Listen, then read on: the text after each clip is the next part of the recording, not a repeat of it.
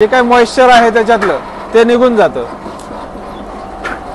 आता तुम्ही बघितलं ना की हा पूर्ण ड्राय झालेला बघायचं आहे। काय सांगाल? हो, भक्ती इंजिनिअरिंगचं काम खूप चांगलं आहे। त्यांची जी टेक्नॉलॉजी त्यांनी यूज केलेली आहे आपल्या प्रोजेक्ट मध्ये ती लेटेस्ट टेक्नॉलॉजी आणि लेटेस्ट डिझाईन त्यांनी आपल्याला दिलेलं आहे। ह्या क्रशिंगला आपल्याला हा ज्यूस इथून बाहेर निघतो। इथं आपण पहिला फिल्टर लावलेला आहे जेणेकरून जो मोठा कचरा आहे तो इथं थांबला जातो। मंडळी नमस्कार। तर मंडळी, नवीन स्टार्टअपच्या शोधात आज आपण गुळाच्या प्लांट वरती आलेलो आहे। तर मंडळी, आपल्या सोबत एक युवा उद्योजक आहेत। त्यांनी आपल्या जो पाठीमागे जो कारखाना दिसतोय हा यांनी या ठिकाणी आपल्या शेतामध्ये स्वतःच्या शेतामध्ये स्थापन केलेला आहे।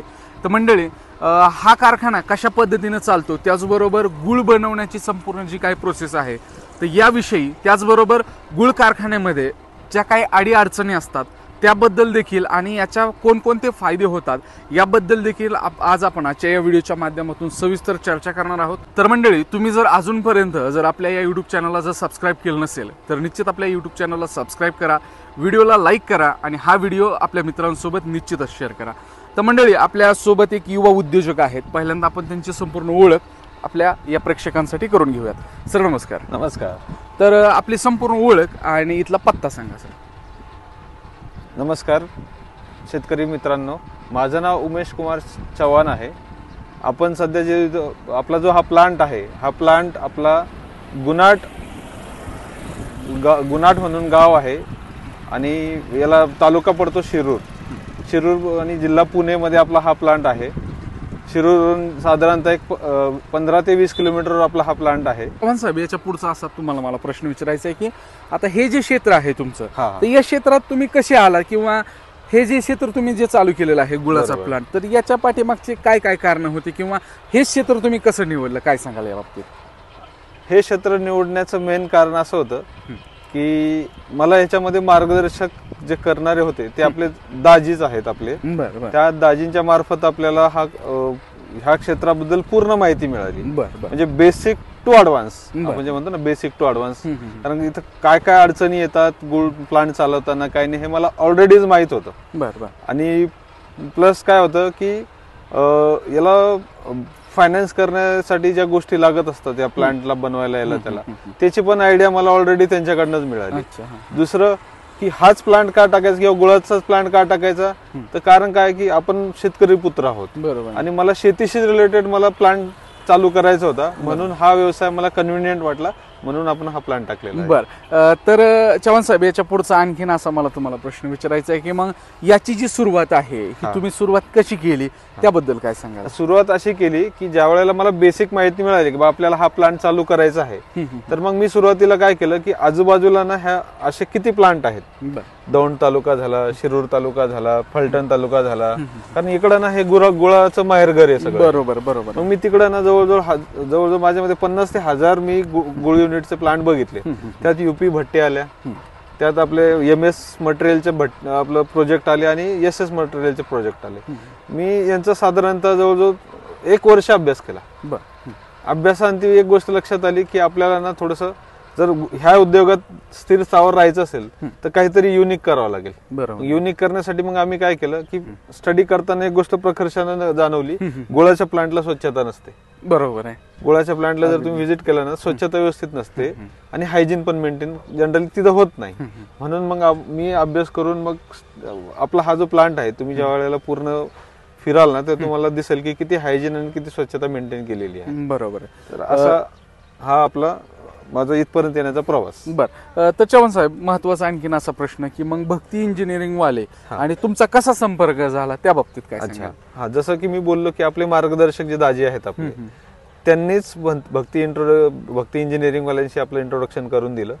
ज्या वेळेला आपण म्हणजे प्लांट कसा टाकायचा, काय टाकायचं, कुठलं मटेरियल युज करायचं हे तिथं गेल्यानंतर आपल्याला कळालं। जनरली 2 प्रकारचे मटेरियल युज होतात, एक MS क्वालिटीचं मटेरियल असतं आणि दुसरं SS क्वालिटीचं मटेरियल। MS म्हणजे काय की लोखंड, जनरली पूर्ण प्लांट लोखंड मध्ये बनतो, आणि SS म्हणजे स्टील, पूर्ण प्लांट स्टील मध्ये बनतो। तर मग मी त्याचा पण अभ्यास केला. अभ्यास करताना परत ही गोष्ट लक्षात आली की MS पेक्षा SS कधीही सरस. बरोबर आहे. कारण गुळ बनतो, त्या बनल्यानंतर त्याची क्वालिटी लगेच फरक पडतो दोन्ही मटेरियल मधलं, म्हणून आपण SS प्लांट टाकला. बर, तर आता याच्या पुढे आणखीन की आता सध्याला मग किती आपलं प्रोडक्शन कसं काढताय तुम्ही? आता सध्या माझी एक शिफ्ट चालू आहे. एक शिफ्टला 1.5 ते 2 टन माल निघतो. 12 तासाची एक शिफ्ट असते आणि ही शिफ्ट आपण 2 ते 2 चालवतो. रात्री 2 ते 2. मग साधारणतः एका शिफ्ट मध्ये किती गुळ निघतो, किती ऊस लागतो त्या बाबतीत काय सांगाल? जनरल एका शिफ्टला 15 टन माल लागतो आपल्याला. ऊस जो असतो ना तो 15 टन लागतो. 15 टनामध्ये जवळजवळ 1.5 ते 2 एक बेसिक म्हणजे नाही का आपण बेसिक ऍव्हरेज रेंज तेवढे 2 टनाचा माल निघतो त्याच्यामध्ये. त्याला जी ऊसाची जी क्षमता आहे, गाळप क्षमता, ही किती राहते 24 तासामध्ये? 24 तासामध्ये आपला हा जो आपण प्लांट टाकलेला आहे याची गाळप क्षमता 30 ते 35 टन डेली 24 तास जर आपण नॉनस्टॉप चालवलं तर 35 टनापर्यंत आपण ऊस गाळप करू शकतो.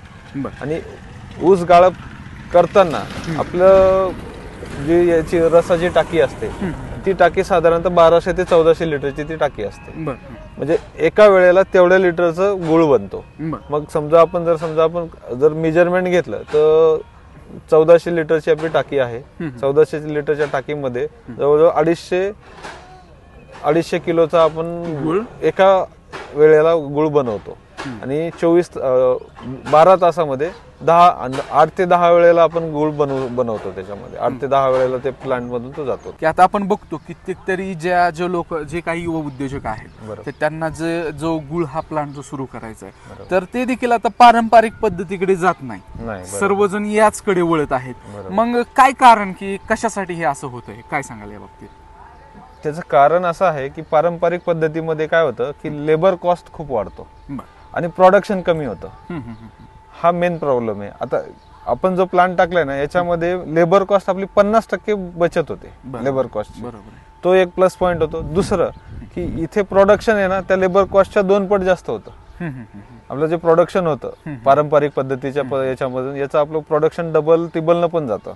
त्याच्या कारण काय ना की पूर्ण मशिनरी वर्क आहे आणि लेबर वर्क कमी आहे. त्याच्यामुळे आजकालचे जे पण युवा उद्योजक आहे किंवा नवीन जे उद्योजक अभ्यास करतात याच्याबद्दल तर ते ह्या पद्धतीकडे जास्त कल आहे त्यांचा. त्यामध्ये काय ना आपण जे हा प्लांट टाकलेला तुम्हाला प्लांट दिसतच असेल. हा प्लांट आहे semi automatic in the sense याला 7 माणसं कमीत कमी लागतातच काम करायला, म्हणून याला आपण सेमी ऑटोमॅटिक म्हणतो. आता सेमी ऑटोमॅटिक याच्यासाठी की आपला जो बगॅस निघतो क्रशर केल्यानंतर ज्यूस केल्यानंतर उसाचा जो बगॅस निघतो तो ऑटोमॅटिकली ड्राय होऊन ऑटोमॅटिकली भट्टीत जातो. त्याच्यामुळे इथं ना तुम्हाला ना लाकडं वापरायची गरज आहे ना तुम्हाला पॉलिथिन वापरायची गरज आहे. भट्टी चालवताना काहीच नाही. तुमचा तो पण एक कॉस्ट खूप मोठा सेव्ह होतो आणि एन्व्हायरमेंटलला पण पोल्युशन होत नाही. बगॅस काय आहे की आपलं एन्व्हायरमेंटल फ्रेंडली आहे, त्याच्यामुळे त्याचं काही आपल्याला एन्व्हायरमेंटला काहीच हानी नाहीये. म्हणून हा सेटअप कडे जास्त कल आणि मी पण हे सजेस्ट करेल की जास्त कल याच्याकडेच द्यावा. कारण बगॅस तुमचं पूर्ण कॉस्टच वाचून टाकतं. बरोबर, लाकडाचा खर्च वाचतो, पॉलिथिनचा खर्च वाचतो, टायर ट्यूब जे लोक टाकतात तिकडे त्याचा पण खर्च आणि प्लस लेबर खर्च, परत लेबर खर्च पण कमी करून टाकतो. प्लस दुसरी गोष्ट अशी आहे की ह्या सेटअप मध्ये गुळाची जी क्वालिटी आहे ती तुम्हाला सर्वोच्च दर्जाची मिळते. कारण मी आतापर्यंत जेवढ्याही लोकांना गुळ दाखवला किंवा पाठवला, एक्सपर्ट लोकांकडे पण आपण गुळ पाठवला, त्यांच्याकडून मला अजूनही म्हणजे कसलीच त्रुटी आली नाही आपल्या गुळामध्ये. त्यांना ज्या क्वालिटीचा हवाय त्याच क्वालिटीचा गुळ मिळाला. त्याच्यामुळे जर पारंपरिक पद्धतीत जाऊन जर मला रिझल्ट मिळत नसतील आणि इथं मला जर योग्य ते रिझल्ट मिळत आहे, प्रोडक्शन वाढत आहे, लेबर कॉस्ट कमी होत आहे, तर मग मी का नाही जावं. तर सर याच्या पुढे आणखीन अशी माहिती मला सांगा की आता सगळ्यात गोष्टी जर म्हणलं तर मेंटेनन्स हा एक म्हणजे प्रत्येक गोष्टीला असतो मेंटेनन्स. मग याला काय मेंटेनन्स आहे का? आणि हा जो गुळाचा प्लांट आहे हा कंटिन्यू किती दिवस चालू शकतो? अच्छा, आपला हा जो गुळाचा प्लांट आहे हा कंटिन्यू 12 महिनेही चालतो. कारण हा जो क्षेत्र आहे हा संपूर्ण 12 महिने ऊसाचं क्षेत्र आहे. आता ऊस आपल्या ह्या ज्या प्रोडक्शनला जे मेन रॉ मटेरियल आहे ऊस, जो जर अवेलेबल असेल तर तो 12 महिने चालतो. दुसरी गोष्ट आपला हा जो प्लांट आहे याला मेंटेनन्स खूप लो आहे. खूप लो म्हणजे खूपच लो आहे. फक्त आपल्याला काय करावं लागतं की प्रॉपर प्रत्येक वेळेला ना 2-2 तासाला 4-4 तासाला ऑइलिंग केली की झालं. तेवढंच एक मेंटेनन्स आहे, दुसरं काहीही मेंटेनन्स नाहीये. ते पण एक आपल्याला आपला टाइम सेव्ह होतो, एनर्जी कमी लागते, त्याच्यामुळे हा प्लांट कधी पण सरसच आहे इतर आपल्या पारंपरिक भट्टींपेक्षा. बर, तर सर आणखीन याच्या पुढे असा तुम्हाला प्रश्न विचारायचा आहे की मग जे युवा उद्योजक आहेत, ज्यांना हा प्लांट वगैरे सुरू करण्याची इच्छा आहे, त्यांना तुम्ही काय संदेश द्याल की कशा पद्धतीने करायला पाहिजे? तुम्ही आपल्या सर्व शेतकरी मित्रांना आणि जे नवउद्योजक आहेत ज्यांना हा प्लांट टाकायचा आहे त्यांच्यासाठी माझं एक असं सजेशन राहील की तुम्ही स्वतः आधी अभ्यास करा. काय असतं ना की आपण ज्या वेळेला उद्योजक आपलं प्लांट टाकायचा असेल तर त्यावेळेला आपल्याला प्लांट टाकताना रॉ मटेरियलची अवेलेबिलिटी असायला पाहिजे. मेन तर ते रॉ मटेरियल जर आपल्याला 12 महिने असेल तर आपण 12 महिने चालू शकतो. जर समजा 6 महिने असेल तर 6 महिने चालवावं लागेल, 6 महिने बंद ठेवावं लागेल. तर तो एक अभ्यास करायचा की आपण ज्या क्षेत्रामध्ये आपण आपला हा प्लांट टाकणार आहोत गुळाचा, त्या क्षेत्रामध्ये गुळ आपलं ऊस अवेलेबिलिटी किती आहे हे बघायचं. दुसरं की पारंपरिक पद्धत निवडण्यापेक्षा तुम्ही सेमी ऑटोमॅटिक जो प्लांट आहे ती पद्धत निवडा, कारण याच्यामध्ये तुम्हाला लेबर कॉस्ट कमी आहे, जसं आधी सांगितलंच आहे मी, लेबर कॉस्ट कमी आहे, प्लस तुम्हाला गुळ उत्पादन क्षमता जास्त आहे, 2 ते 3 पट वाढते. आणि मार्केटमध्ये मग आपल्याला तेव्हा तसं बाकीच्या पारंपरिक पद्धतीपेक्षा 2 ते 4 रुपयाला आपल्याला याचा दर चांगलाच मिळतो. बरोबर. त्यामुळे मी तुम्हाला सांगेल की अभ्यास करा, अवेलेबिलिटी चेक करा रॉ मटेरियलची. बाकी प्लांट वगैरे तर आपल्याला बघायला तुम्ही इथे येऊन व्हिजिट करून बघू शकता, तुम्हाला संपूर्ण माहिती इथे मिळेल. बरोबर. कशा पद्धतीने गुळ बनतो पहिल्यापासून प्रोसेसिंग सांगा, क्रशिंग पासून. ओके, नमस्कार मित्रांनो, आपण आता सध्या उभा आहे क्रशिंग पॉइंटवर. हा पॉइंट जो आहे ना क्रशिंग पॉइंट आहे, इथं आपला एक क्रशर लागलेला आहे. हा क्रशरचा नंबर आहे 6. ह्या क्रशरची ऊस गाळप क्षमता आहे 30 ते 35 टन 24 तासाला. म्हणजे 12 तासाला 15 ते 18 टन हा आपला जो आहे ना ऊस क्रश करतो.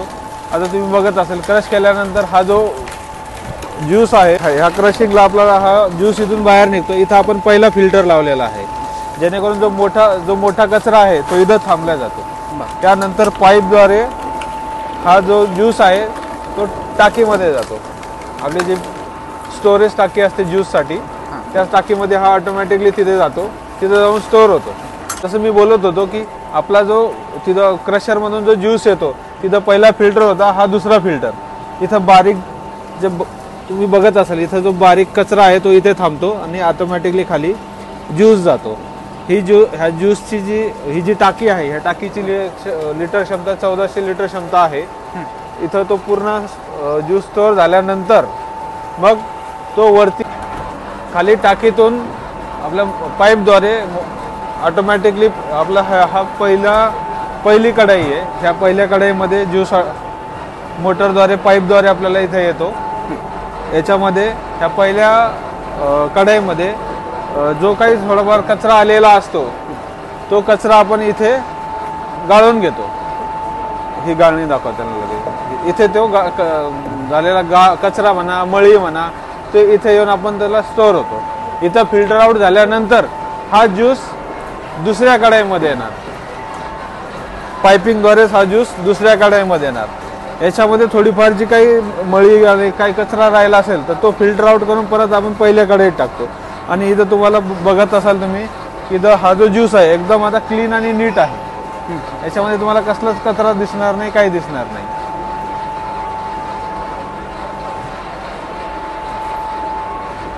ह्या दुसऱ्या कढाईमध्ये एका पर्टिक्युलर लेवलला बॉइलिंग केलं जातं.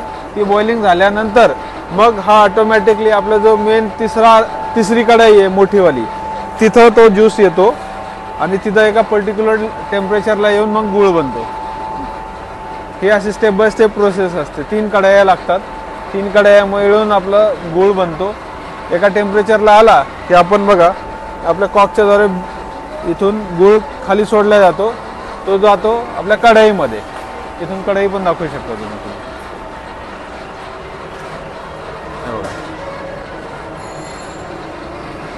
हा ड्रायर आहे. ज्या वेळेला क्रशर मधून बगॅस बाहेर येतो तर बगॅस कन्व्हेयरच्या सहाय्याने बगॅस ऑटोमॅटिकली ड्रायर मध्ये येतो. जनरली बगॅस क्रशर मधून बाहेर आल्यानंतर 80 to 85% त्यातला ज्यूस निघालेला असतो. फक्त 10 ते 15% त्याच्यात मॉइश्चर असतं. ते मॉइश्चर आपल्याला काढावं लागतं म्हणून आपल्याला हा ड्रायर लावावा लागतो. या ड्रायरचं काम तेच आहे की जे काही मॉइश्चर आहे त्याच्यातलं ते निघून जातं.